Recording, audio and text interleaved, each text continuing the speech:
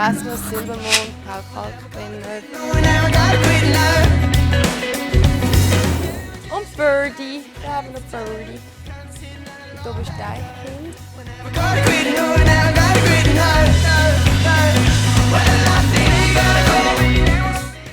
Jetzt bin ich wirklich nervös.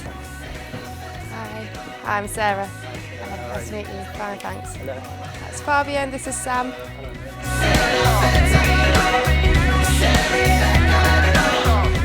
Two, two. 1, 2, is that alright? Oh, it's a lot it's hard. A bit hard, isn't it? I thought we put a lot more cushions on it that you'd have a bit more comfortable. All right, you good? Yeah, good. Okay, cool.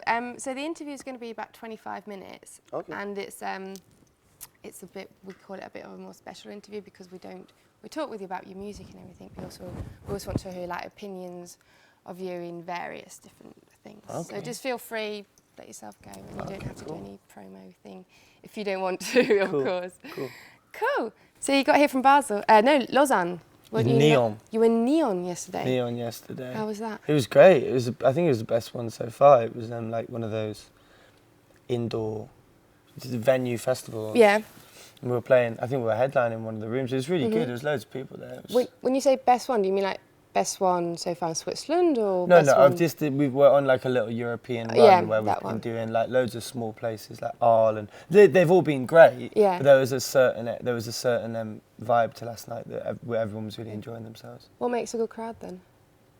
I don't really know.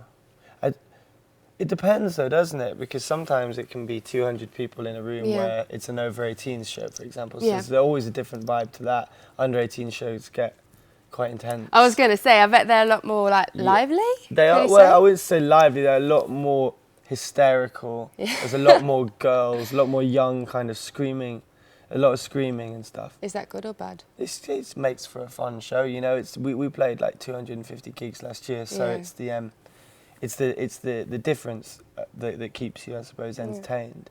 I wouldn't which is why I've liked coming over here and doing smaller venues, because you get used to playing of a certain size, and it's just nice to change it up, isn't it? Yeah, it's good. You were playing. Do you know that you were like last year, 21st of February? You were playing here as a support act for Two Door Cinema Club. Yeah, I remember. Isn't that like weird that you're like now like people are coming like especially for you? I know that's kind of been the whole story of the year, you know, for us. Like we got to go to.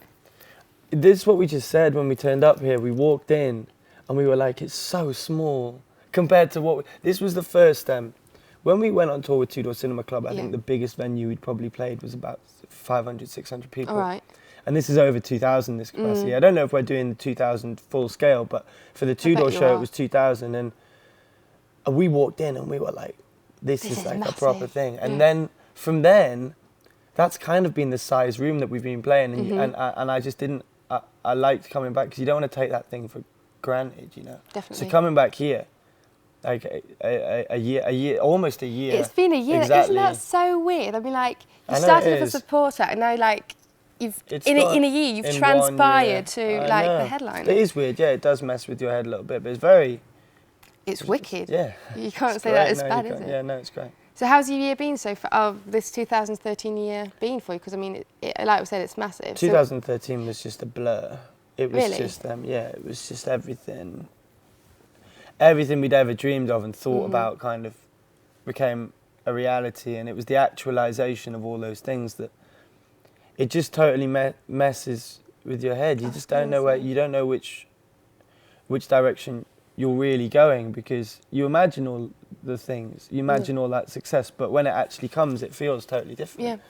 And like the 1975 to everybody is kind of an idea. It's like, it's music, it's an art form, I suppose. Yeah. But to me, it's just a set of logistics and decisions that need to be made. Really? Well, no, but we are the 1975, you know. So I mean, it's hard. What I'm saying is, it's hard for us to be objective about how and why things have transpired, because we've just been in the middle of it, getting pushed and pulled. I was going to say, can you be objective? Like, I mean, exactly everything's evolving around you. It's good not to be though. I don't need to be objective.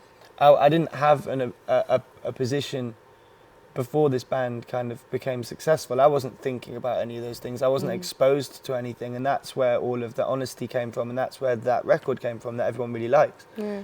So if I changed my mindset, then we wouldn't get any more records like that. So I don't want to do that. I don't think too much about it. Good. Yeah.